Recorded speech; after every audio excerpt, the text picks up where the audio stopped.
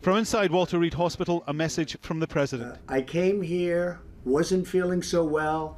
I feel much better now. We're working hard to get me all the way back. I have to be back because we still have to make America great again. We've done an awfully good job of that. And no regrets from Donald Trump, who was rushed to hospital late on Friday. I just didn't want to stay in the White House. I was given that alternative.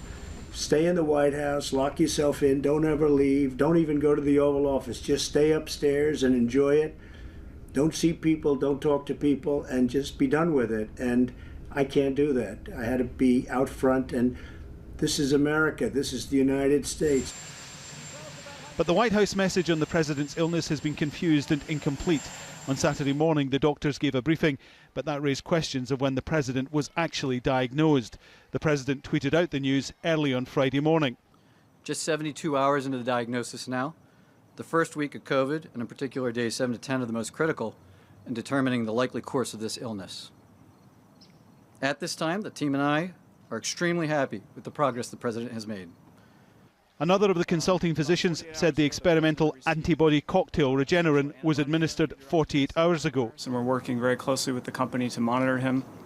But that would mean the President was diagnosed on Wednesday before two big campaign rallies and a fundraiser, and would suggest Regeneron was given 24 hours earlier than the White House says it was.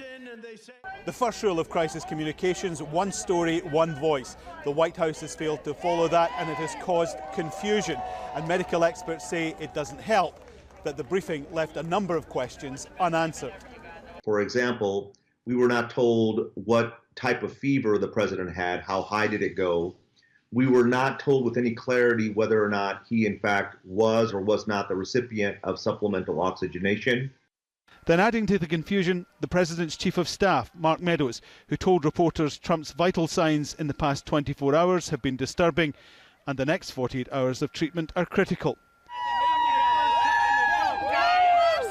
All that has meant little to the hundreds of supporters who've gathered outside the hospital to sound their support for the President, but the crucial period is still to come. For COVID patients, 5 to 10 days in is critical. For now, the President is in the best place for treatment, even if he insists he's ready to head back to the White House.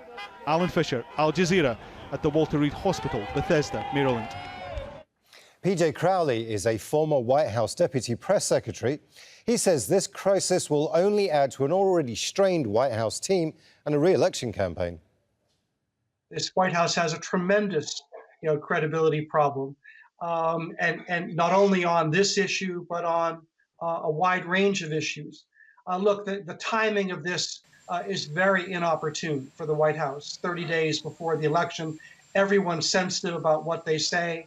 But I think you have a White House that has relied too heavily on the president's tweets and the president's rallies. You don't have a seasoned team behind the president. Here we are in year 4. By this stage in almost any administration, it'll be moving forward on all cylinders. But you're on your 4th chief of staff, your 4th press secretary. This is a White House staff that the president does not trust significantly. All of these things are compounding a very difficult situation. I think that was a very useful video by the president. I think he's beginning the process of trying to get on top of the crisis. The coronavirus was going to be the dominating issue for the campaign anyway. And as long as the president is on the shelf and on the mend, a matter of days, this actually inhibits them from talking about almost anything else.